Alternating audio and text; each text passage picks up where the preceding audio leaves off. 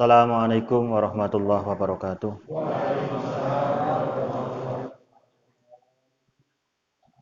Alhamdulillahirabbil alamin.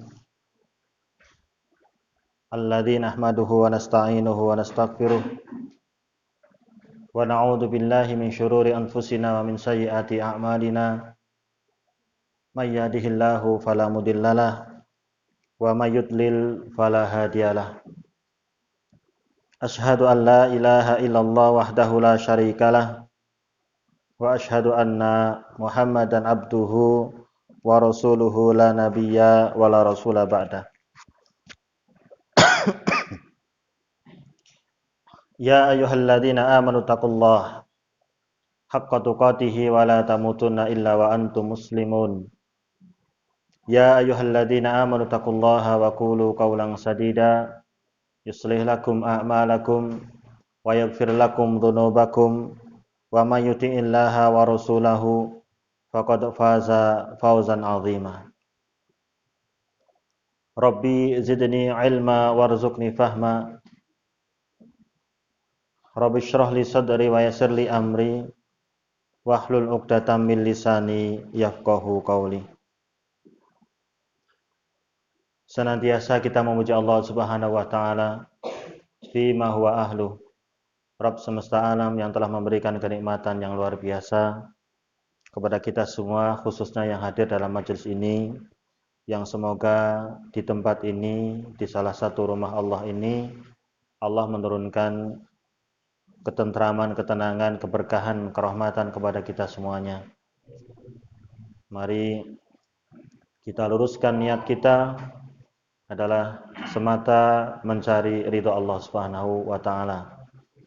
Salawat salam tak lupa kita sampaikan untuk uswah kita, suri tauladan kita, Nabiullah Muhammad sallallahu alaihi wasallam wa ala alihi washabbihi ajmain.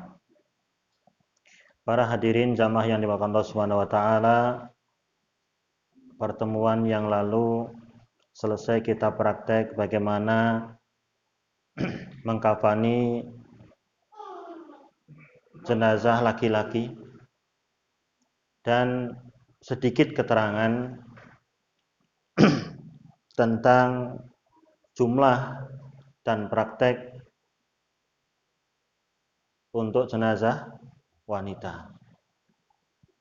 Maka kemarin saya menjanjikan untuk malam hari ini kita akan praktek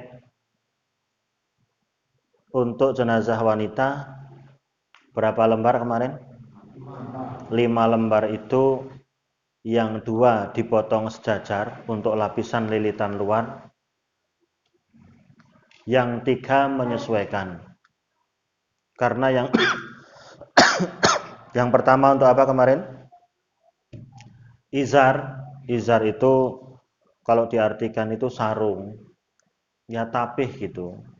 Terus yang kedua baju, yang ketiga jilbab. Nah, berarti 5 lembar. Kemarin laki-laki sangat mudah sekali, hanya pakai cawat, kemudian kalau ada lilitan sarung tidak apa-apa, kemudian dililit dengan 3 lapis, yang mana 3 lapis itu ukurannya sejajar. Sekarang kita akan praktek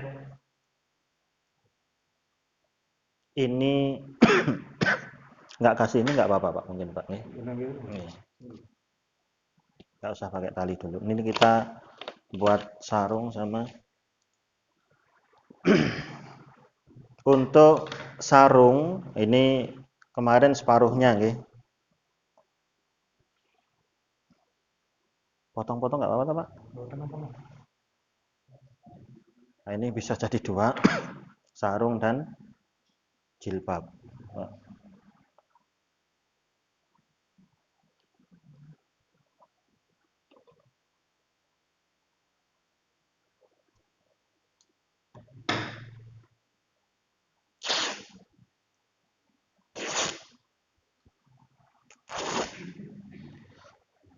Anggap bawahnya sidik ini sudah ada 3 lapis.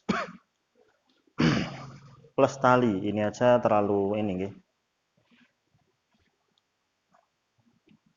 Taruh. Kemudian baju kurung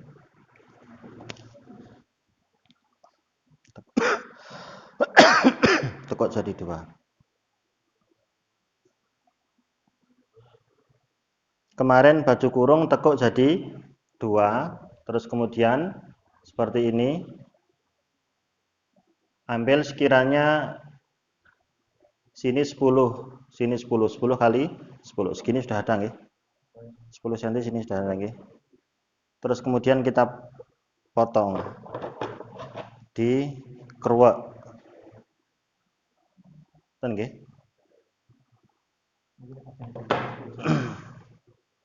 Sekitar berapa? 10 cm.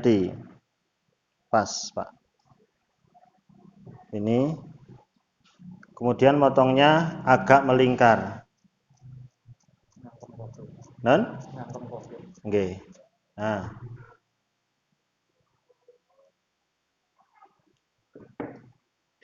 Kemudian ini taruhnya sini. Tarik lagi, Pak. Tarik. Udah di 1 lembar ke sini. Nah. Ini nanti mau digulung atau mau digelembrehke terserah nggih. Ini cuman memudahkan saja. Digulung seperti ini. Baik. Udah taruh sini.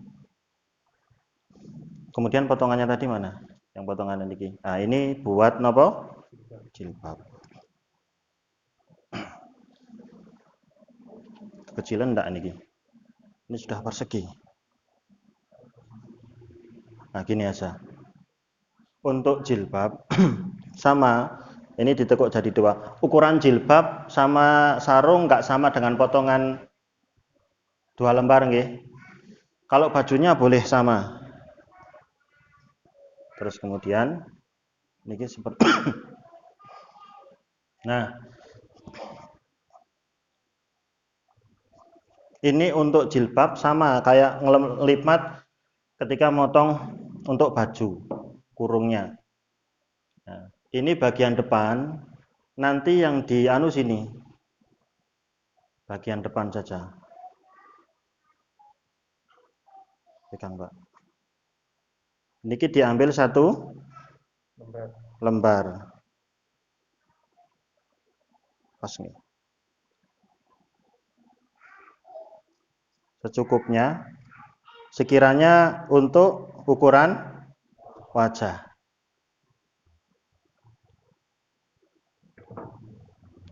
Taruh sini.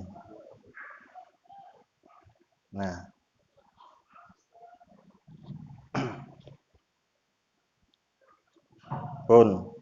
Dah seperti itu. Sekarang siapa yang mau tidur di sini?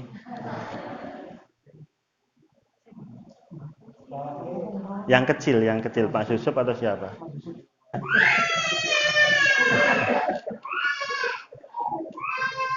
Ya. Maaf, nggih. Agak sini dikit. Sedikit aja. Dikit. Ah, udah. Ya, Afan nggih. Sudah, apa? Ya, kirain mau diapain nggih. Ini harusnya tapihnya dulu tadi.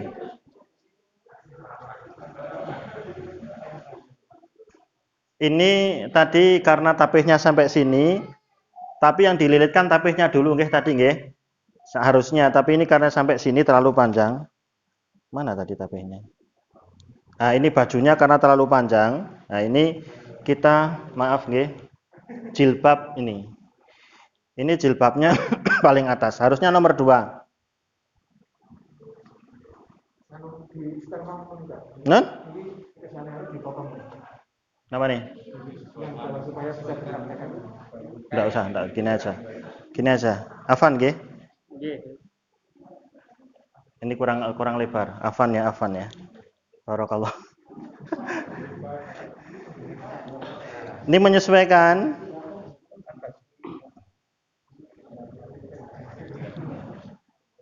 Afwan. Nah, kurang.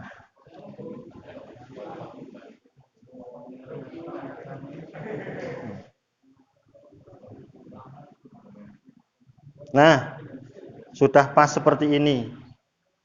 Ini untuk jilbab. Dah. Itu tapehnya nanti. Terus kemudian, maaf sebentar. Nah, baru sekarang niki sudah nggih jilbabnya nggih. Baru sekarang bajunya.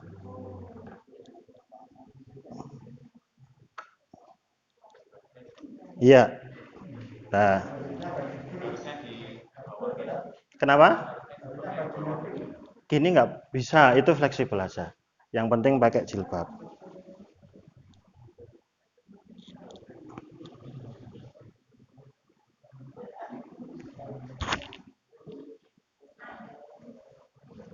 Mana tadi adiknya? Ayahnya mau gini kok ya. Dah, bentar Pak, sebentar. Nah, ini seperti ini. Ya, maaf ini kalau misalkan cewek beneran kan kelihatan rapi. Tadi rambutnya sudah digelung ke belakang, guys, seperti kemarin. Terus ini tadi harusnya pertama. Ini nggak sampai sini harusnya. Dah. Seperti ini. Oh, kanan dulu, guys. Tadi lupa saya kanannya. Guys, tayyip kanan dulu. Nah, menyesuaikan. Yep. Dah. Selesai. Dah. Baru ini lilitan pertama, plek, baru kiri. Terus kain yang paling bawah, dah selesai. Tarik sini, ikat. Gampang Bu, nggih. Ini yang harus lebih paham ibu-ibu. Ini cuma seperti ini. Nah, tadi jilbabnya misalkan taruh di atasnya baju dulu boleh, bajunya dulu baru jilbabnya. Yang penting itu sudah namanya jilbab, pakaian dan seperti ini nggak perlu kemben toh. Kemarin renanya sudah cukup meliputi semuanya. Dan ini lebih terjaga, lebih rapat kalau untuk perempuan. Jelas nggak? Pun yang pun jelas sampun. Pripun rawuh Mas. Afan nggih. Insyaallah barakallahu fik.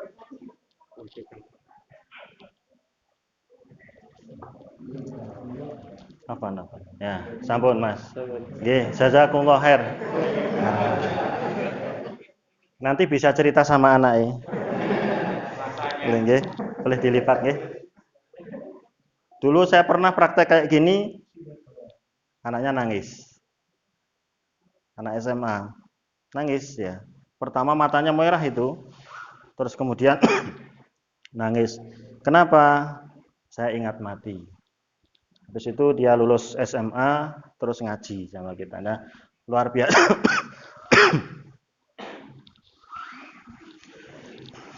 Yang satunya, yang kedua praktek di kampung dulu, anak apa namanya, dredeg. Pas saya urut bagian ini, saya dudukan ini getar, wah iki ganti wae. Khawatir nggih. Ya memang nggak semuanya. Yang paling menakutkan nanti kalau dimasukkan ke liang lahat. Jelas nggih? Ini yang lebih paham harusnya ibu-ibu, tapi bapak-bapak bisa ngajarkan nanti kalau ibu-ibu belum paham. Mungkin bisa dilihat di tayangan ulang nanti kalau belum paham. Nggih, artinya untuk jilbab sama sarung atau izar ukurannya nggak harus sama. Tapi untuk yang baju bisa sama dengan lembaran yang lapisan paling atas ukurannya. Nggih. Masnya tadi nggak melihat tayangan tapi ngerasake nggih. Paham nggih. Baik. Habis dikafani kemudian disolatkan. Kalau jenazahnya laki-laki, imam di sebelah kepala. Kalau jenazahnya perempuan di tengah atau agak ke bawah sedikit. Dalam kitab Ahkamul Janaiz. Wallahu alam. Jadi intinya di tengah. Kemudian setelah itu upayakan dari sekarang kalau bisa nanti wasiatnya, saya kalau meninggal tolong disolatkan. Nggih, bisa wasiat kepada siapapun. Seperti itu bisa kita dapat kalau kita entengan. Nggih, jenengan enek enten jenazah ora tau nyolati, ning nek nanti mau meninggal pengen disolati orang banyak. Berapa jumlah orang yang nyolatin kita? Kalau mencapai 100, semuanya mendoakan, pasti akan Allah berikan syafaat kepada orang tersebut. Berapa tadi jumlahnya? 100. 100 itu satu kali sholat bukan. Bisa gelombang pertama 10, gelombang kedua 50, sampai terus. Makanya Bapak Ibu sekalian, kalau takziah, usahakan bisa nyolatkan jenazahnya. Ke situ misalkan takziah lebih awal, sampun di makamke, nek teng kampung sampun disareake, belum. Cari di mana. Karena itu kita memberikan manfaat terakhir, penghormatan terakhir. Kalau sama keluarga yang ditinggalkan kita menghibur, namanya takziah. Nggih, menghibur. Takziah itu bukan berbelasungkawa, tapi menghibur supaya dia semangat, dibangkitkan lagi semangatnya setelah ditinggal dari salah satu dari keluarganya. Nggih, makanya kita hibur. Ceritakan yang baik-baik, yang buruk ditinggalkan. Enggak usah diceritakan. Bu, Pak niki dulu luar biasa. Kita bareng ngaji, dia nolong orang. Kalau ada motor mobil kosong, dia dindeki gitu, orangnya itu disuruh naik misalnya. Ceritakan yang baik-baik. Nanti keluarganya itu akan semangat. Namanya itu takziah. Sekali lagi takziah itu artinya bukan berbelasungkawa, tapi apa? Membangkitkan semangat. Takzi. Ya, mengunggulkan kebaikan-kebaikan semua diungkap. Nah, kemudian yang nyolatin tadi berapa? 100 orang. Semuanya mendoakan atau memberikan yashfa'unahu illa syufi'u, mesti akan diberikan syafaat atau kamakol. Tapi gambaran minimalnya kalau yang nyolatkan itu berapa? 40 orang. Lam yusyrik billah, tidak menyekutukan Allah Subhanahu wa taala, itu juga akan diberikan syafaat. Oke, berapa? 40 orang. Kalaulah kita atau jenazah yang nyolatin minimal cuman hanya 40 orang, tapi syaratnya yang 40 orang tadi, yang nyolatin itu lam yusyriku billah. Tidak ada satupun yang menyekutukan Allah. Mendoakan, memberikan syafaat, pasti Allah akan berikan syafaat itu. Doa itu akan Allah kabulkan. Oke. Makanya kuncinya kalau wingi nek nyolatkan jenazah sing Allahumma gfir lahu niku kudu apal. Allahumma gfir li hayyina wa mayyitina wa ghaibina wa syahidina terusnya. Atau kalau misalkan anak kecil Allahumma ja'al faratan wa salafan wa dhukhran, itu ada doanya sendiri. Karena terjadi khilaf di antara para ulama bahwa kalau anak kecil tidak didoakan Allahumma gfir lahu karena belum punya dosa. Tapi secara umum ya doanya salat jenazah Allahumma gfir lahu atau Allahumma gfir li hayyina wa mayyitina wa syahidina wa ghaibina wa shaghirina wa kabairina wa dzakarina wa unsana dan seterusnya. Nggih. Lah, maka dari itu penting sekiranya nggih, bagaimana kita berupaya dari sekarang orang tertarik, orang semangat untuk bisa nyolatin kita nanti. Semenjak hari ini kita upayakan, kita wasiatkan. Saya punya teman satu kampung ngaji cuma satu orang atau satu keluarga. Kemudian dia berpesan, tolong nanti kalau saya meninggal atau bagian dari keluarga saya meninggal, gerakkan teman-teman untuk merawat jenazah dan menyolatkan kami. Ini juga perlu kita wasiatkan sekarang pada teman-teman kita yang bersematan, sekalipun itu fardu kifayah. Ya, dengan seperti itu harapan kita Allah akan memberikan imbalan suatu saat nanti Allah memanggil kita banyak orang yang nyolatin. syukur lebih dari 100 orang. Ya, lebih dari 100 orang. 40 tadi lam yusyrik billah. Mereka tidak ada yang menyekutukan Allah sama sekali. Syirik namanya, minta tolong sama Allah. Kita dalam sholat berapa? Iyyaka na'budu wa iyyaka nasta'in. Orang mau melakukan ritual apapun, dia sholat di masjid 2 rakaat. Dalam 2 rakaat 2 kali dia membaca iyyaka na'budu wa iyyaka nasta'in. Tapi keluar dari masjid minta sama selain Allah. Minta pertolongan kepada selain Allah. Bisa kita saksikan? Sangat bisa. Dan itu banyak. Jadi sholatnya tidak sampai ke hati. Tidak dia hayati. Sehingga apa yang dia ucapkan dia nggak paham. Kalau kita pakai lughah bahasa Arab, kenapa iyyaka na'budu bukan na'budu iyyaka? Bahasanya sangat tinggi sekali. Kalau saya bilang, aku menghormati kamu, maka tidak menutup kemungkinan saya menghormati orang lain. Tapi kalau saya bilang, hanya kamu yang aku hormati, maka saya tidak menghormati orang lain. Iyyaka na'budu wa iyyaka nasta'in. Hanya kepadamu kami beribadah dan kami minta pertolongan. Hanya kepada Allah. Berarti tidak minta kepada selainnya. Tidak beribadah kepada selainnya. Setinggi itu, seindah itu bahasa Al-Quran. Yang sering kita baca. Makanya kalau tidak dihayati, tidak dipahami.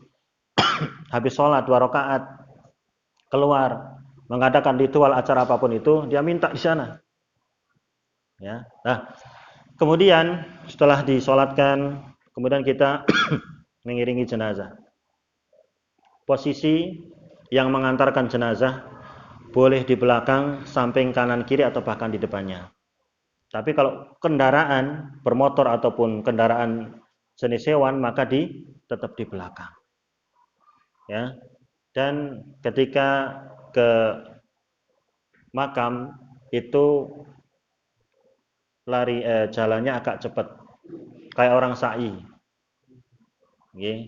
Jalan tapi cepat tapi nggak lari, lebih cepat. Hikmahnya apa? Supaya karena dia kalau bisa ngomong, dia segera karena nikmat sudah menunggu saya di alam barzah sana. Dan hari ini mereka orang yang beriman mendahului kita, doa mereka, ya Allah segera aqimis sa'ah, segera adakan hari kiamat, segera kiamat. Ini orang yang beriman di alam barzah sana. Kenapa? Karena kenikmatan sudah menunggu mereka. Tapi kalau orang yang tidak beriman, ya Allah tunda. Dan itu tidak ada tunda, tidak ada dipercepat. Semua itu sudah ditentukan oleh Allah Subhanahu wa taala. Kemudian ketika itu memasukkan ke liang lahat. Siapa yang memasukkan? Dari kemarin yang memandikan, siapa yang diwasiatkan? Bisa keluarganya lebih berhak. Termasuk jadi imam sholatnya. Keluarganya lebih berhak. Kemudian ketika memasukkan ke liang lahat, ada syak. Kalau kita kuburan di kita itu lubangnya di samping apa di tengah? Kan ada lubang besar. Kemudian di tengah itu namanya syak. Tapi kalau lubang besar kemudian ke arah kiblat itu namanya lahat. Itu yang dipraktekkan kepada Rasulullah Sallallahu Alaihi Wasallam. Lahat. Kemudian nanti batanya atau papanya itu berdiri semua. Ini sebelah. Ketika memasukkan maksimal yang di dalam itu 3 orang. Oke. Maksimal yang di dalam itu 3 orang. Atau minimal 2 orang. Memasukkannya lewat mana? Ada 2 cara.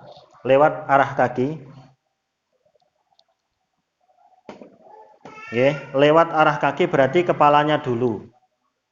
Karena mujure itu kan ke utara selatan ya, lewat arah kaki. Supaya apa hikmahnya? Yang masuk itu kepalanya dulu. Atau kalau susah lewat sebelah kiblah. Kalau di kita lewat sebelah barat. Dipotong terus kemudian didulung kayak gini. Jangan lewat sebelah timur. Piye? Ini Angel toh nek wong telu. Apalagi lewat sebelah utara. Nanti kakinya dulu yang masuk. Dua yang paling bagus menurut sunnah, satu kepalanya dulu dari sini. Ini kepala, kaki ini masuk dulu. Makanya yang pertama kali dipegang bagian apa kemarin? Pocong, pocong atas. Terus ditarik ke sana. Atau lewat sini. Kalau lewat sini biasa. Nah, kemudian lahat atau syak itu kita praktekkan yang di kita aja umumnya syak. Di tengah itu ada lubang kecil. Berapa dalamnya kuburan? Nek cara Jawa niku sak dedek pengawi. Nek orang berdiri itu nggak kelihatan tenggelam sekali. Jadi misalkan ini terus sini terus orangnya gini, ya itu kejeron nih. Jadi sak dedek pengawi, sak dedeke wong niku. Nah, terus kemudian ada lubang syak di tengah itu, baru dimasukkan ke situ. Posisinya miring.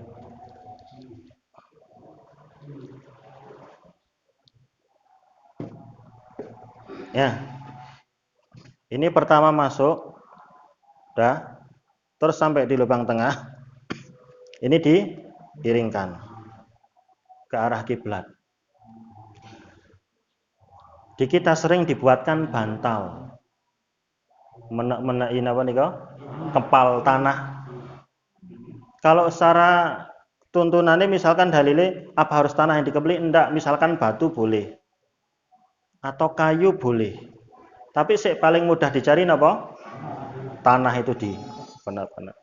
Satu untuk bantal. Kan kalau miring gini kan nanti terlalu gini nggih.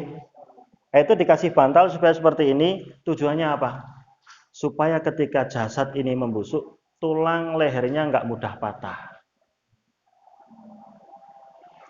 Kok ndadak mikir tekan semono? Wong wis mati. Cara Allah menghargai atau kita menghormati jasad orang yang beriman sampai sedemikian. Maka salah satunya kenapa kok dimakamkan, nggak dibakar, nggak dibuang ke laut.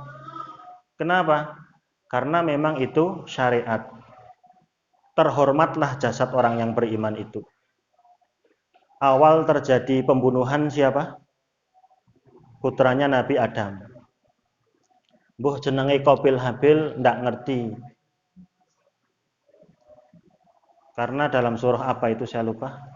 Ayat yang ke-27, watlu alaihim naba abnai Adam.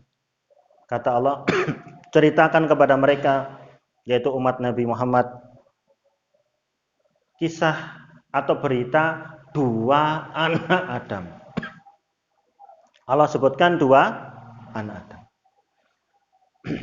Siapa yang ngasih nama Qabil dan Habil? Nggak ngerti. Mana sumbernya? Suman saking masyhurnya, ya kita ikut-ikut aja. Si bunuh siapa? Qabil, yang dibunuh siapa? Habil. Gitu. Nah, terus kemudian awalnya kan nikahnya silang ya.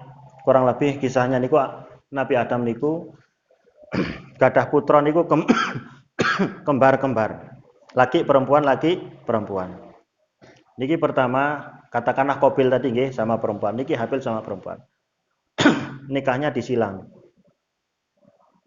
Ternyata yang pertama yang dinikahi Habil niku cantik. Si Qabil enggak mau. Kalaulah mau kita nama kasih Qabil. Aku harus nikah sama yang cantik. Hasad, dengki muncul supaya dia mendapatkan yang cantik, yaitu kembarannya, maka dibunuhlah siapa? Adiknya tadi, Habil. Setelah membunuh, terjadi pembunuhan pertama di muka bumi. Terus kemudian susah bagaimana mau menyembunyikan jasad ini. Allah ngutus siapa? Ghurab niku burung gagak nek diartikan bahasa Indonesia. Itu tarung yang satu mati. Ketika yang satu mati, yang masih hidup itu ngorek tanah. Ngorek tanah sampai dalam, kemudian ini jasadnya ini dimasukkan ke situ, kemudian diurukkan nggak kelihatan. Itu cara Allah berbagai kisah, cara Allah mengajarkan kepada siapa? Pembunuh tadi untuk menguburkan. Jelas nggih? Lah kemudian ketika masa syariatnya Nabi kita Muhammad sallallahu alaihi wasallam, dulu ketika Rasulullah SAW itu wafat, mereka bingung mau dibuat lahat atau syak. Gitu. Lubangnya ini kok lubangnya ini sepakat kayak gini. Itu lubangnya mau jorok ke arah kiblat ataupun dibuat di tengah. Kalau Nabi yang mau diurusin itu kan repot. Ketika memandikan repot. Ketika itu mereka bingung sahabat. Ini Rasulullah mau kita buka enggak ini apanya? Bajunya. Enggak ada yang berani. Itu menggiurkan warna kulit dan bentuk tubuhnya Nabi. Luar biasa. Ini nanti terjadi macam-macam enggak? Ini terjadi fitnah enggak kalau kita buka? Kemudian apa? Karena itu malam Allah menurunkan kisah terjadi apa? Yang mau memandikan ini ketiduran, Pak, ngantuk. Ketiduran semua. Nah, setelah itu di luar sana ada yang membisiki, untuk apa? Ndak usah dilepas pakaiannya. Baru mereka terbangun dan memandikan Nabi, pakaiannya melekat di tubuh Nabi. Itu kekhususan untuk Rasulullah SAW. Demikian juga ketika membuat makam untuk Nabi.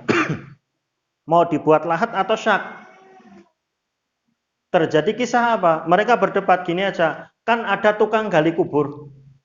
Ada yang spesialis syak dan ada yang spesialis apa? Lahat.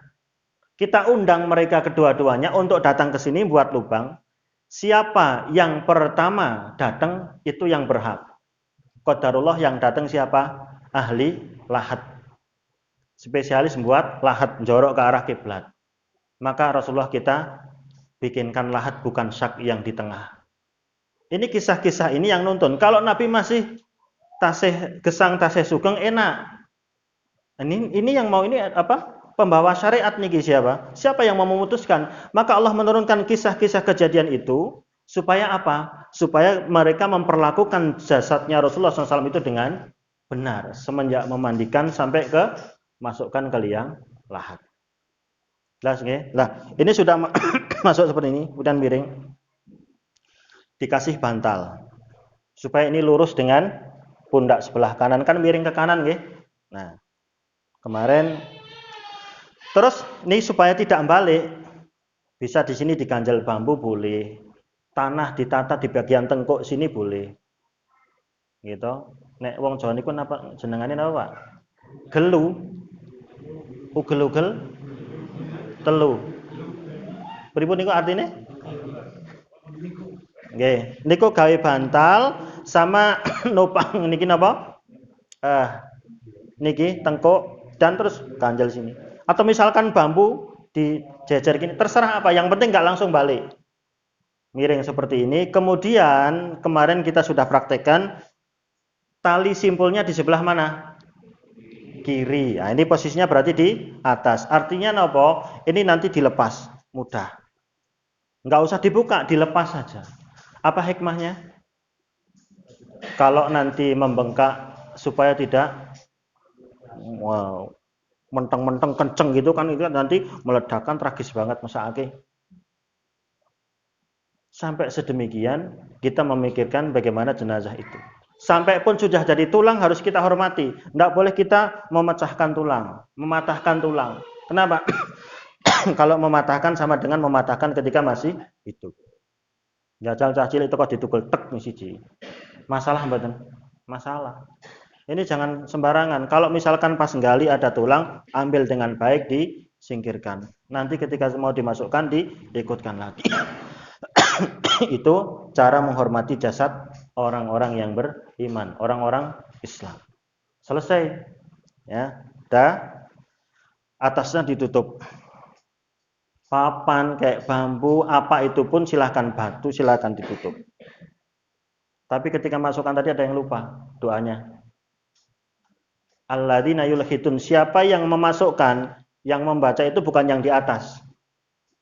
Tapi yang memasukkan ke liang lahat membaca doa apa? Bismillah wa ala millati Rasulillah, atau bismillah wa ala sunnati Rasulillah, atau bismillah wa billah wa ala millati Rasulillah, atau bismillah wa fi sabilillah. Oke dongane. Au kama qala Rasulullah sallallahu alaihi wasallam. Nggih. Itu yang berdoa itu siapa? Yang memasukkan ke liang lahat, ya 3 orang tadi. Yang atas enggak usah ikut. Misalkan kono sing ikut ya wis kadung wis ora masalah.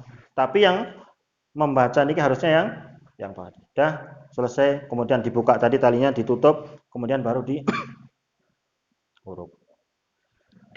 Setelah selesai musannaman dibuat gundukan berapa? Tingginya tidak melebihi 1 jengkal. Tidak boleh dilepo, tidak boleh dibangun. Nggih, yujassos niku dilepo di semen, diboton yo dilepo atau dibangun di atasnya cungkup tidak boleh. Nggih. Terus kemudian apa? Setelah selesai dibuat musannaman niki napa niki muntuk gini tidak melebihi 1 jengkal. Bagi yang memakamkan ambil tanah dilempar ke arah kepala berapa kali? 3 kali. Niki sunnahnya. Habis itu mendoakan. Syukur nanti yang kerabatnya ketika pada pulang semua niki terakhir di situ mendoakan dan membenahi ada yang kurang. Lah ketika itu maka jenazah ini kemudian Allah dudukkan dan dihidupkan. Nggih, kemudian datanglah malaikat yang ditugaskan oleh Allah Subhanahu wa taala dan dia akan mendengar layas ma'u qur'ani alihim. Ketika pengiring jenazah ini keluarganya dan orang kampung itu pada pulang, dia akan mendengar apa? Suara sendalnya. Makanya nek teng kuburan niku sing sae mboten ngagem sendal. Lah niki pripun kok mireng sendal? Jarene kan orang nggo sendal kok mireng sendal. Qur'ani alihim, ni'al niku jamake sendal. Na'lun niku sendal. Memang terjadi khilaf di antara para ulama. Nggih. Pertama, mereka mendengar sendal setelah mereka pengiring jenazah niki keluar areal makam, kemudian mereka kan pakai sendal di situ. Nah, itu yang baru mereka dengar, yang baru dia dengar. Atau yang kedua, ketika itu yang pertama kali dilarang sama Nabi, yang dilihat itu orang ini pakai sendal kulit. Yang dilarang sama Nabi. Lepas sendalmu ketika masuk makam. Ketika itu yang ditegur adalah pakai sendal kulit, berarti yang tidak boleh sendal kulit. Wallahu alam, intinya bahwa sejauh yang saya pahami tetap lebih baik masuk ke areal makam itu tidak pakai sendal. Sendal apapun itu. Lo kathah rine terjal banyak batu sakit, tidak apa-apa pakai. Silakan. Tapi hukum asalnya tidak pakai. Oke. Jelas sampai sini? Memakamkan jelas, memakamkan tentunya tugas orang laki-laki. Bagi ibu-ibu yang hendak mengiringi sampai makam juga tidak perlu mendekat-dekat. Kalau mau mengadakan ziarah nggak terlalu sering-sering. Ya, jangan sering-sering karena kesabarannya belum tidak seperti orang laki-laki. Silakan ibu-ibu berziarah kubur tapi jangan sering-sering. Kalau yang bapak silahkan, atau kalau tidak di rumah kita mendoakan mereka. Ketika kita masuk lewat, kemudian kita mengucapkan assalamualaikum ahlad diyar. Seterusnya itu semua untuk orang yang beriman yang di dalam kuburan itu sendiri. Tapi kalau kita mau mendoakan keluarga kita, berdiri di arah timurnya, di hadap kuburan ini, terus kemudian didoakan. Setelah kita masuk assalamualaikum warahmatullahi wabarakatuh kan umum baru kita mendatangi kuburan yang kita maksud, orang tua kita, keluarga kita, anak kita, silahkan di sebelah timurnya kemudian mendoakan mereka secara khusus. Jelas sampai sini? Ada yang pertanyaan? Bagaimana dengan azan di dalam kubur? Yang kedua, hukum lahat dan isyak itu wajib ataukah sunnah? Ya. Azan riwayatnya seperti apa? Saya tidak ngerti. Saya mau melaksanakan yang ngerti saja. Yang ngerti tadi doanya apa? Bismillah wa ala millati atau wa ala sunnati Rasulullah. Itu yang kita ngerti. Lafadznya, redaksinya sudah jelas, hadisnya sahih. Umpamane adzan kok kula mboten ngertos. Itu saja. Saya tidak membantah, tidak menampik, tapi saya tidak ngerti masalahnya. Terus yang kedua, syak atau lahat itu wajib atau tidak? Itu sunnah. Ya. Mau milih terserah, nanti tergantung tanahnya. Kalau tanahnya labil kan syak nih. Nah, kalau tanahnya bagus ya nanti buat lahat. Nah, yang wajib itu yang membuat lubang itu tadi. Kalau jenazahnya banyak nggak dibuatkan lahat, gitu kan? Atau syak. Jadi itu hukumnya sunnah. Wallahu a'lam. Yang lain?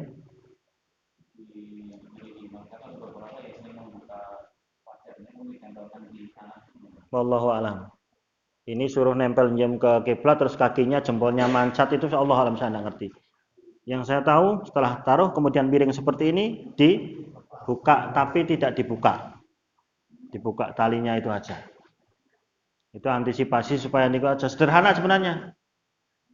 Nggih. Yang kita ngerti kalau kemudian kita ngerti harus dibuka ini nempel ke tanah kakinya nempel. Kalau memang kita ngerti dan ada iya oke kita laksanakan. Karena mungkin saya hanya sebatas itu pengetahuan saya tidak ngerti yang ilmu yang itu. Ya, sebatas yang kita tahu itu. Cuman dibuka selesai. Ya, wallahu alam. Sampun? Ya.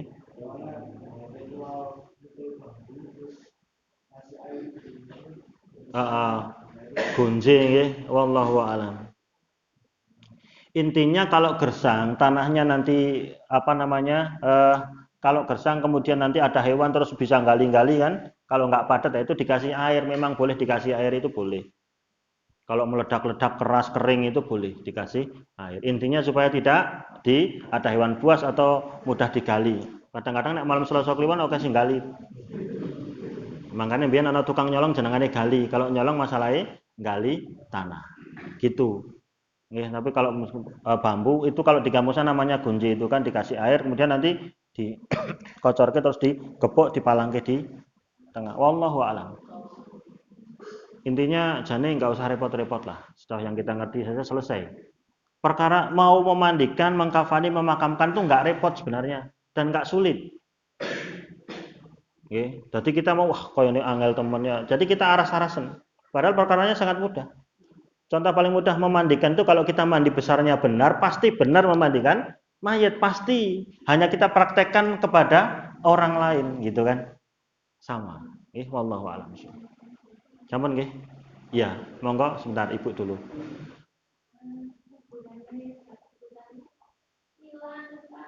Kuburane hilang.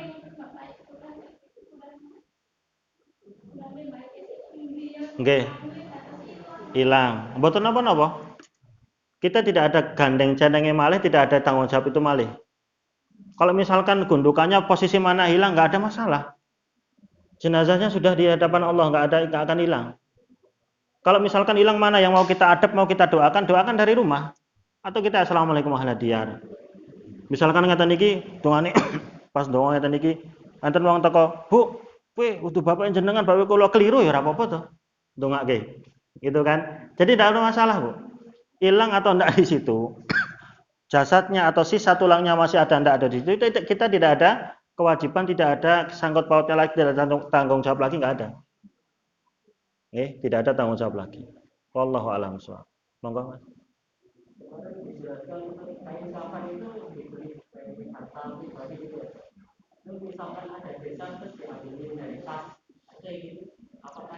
Kas apa?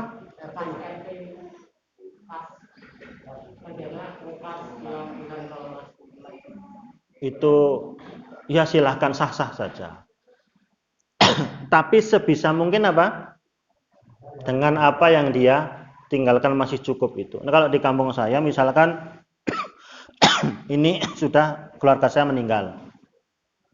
Saya pakai ada yang sudah tersediakan. Besok setelah itu saya belikan untuk joko-joko taruh di masjid atau di tempat RT dan seterusnya.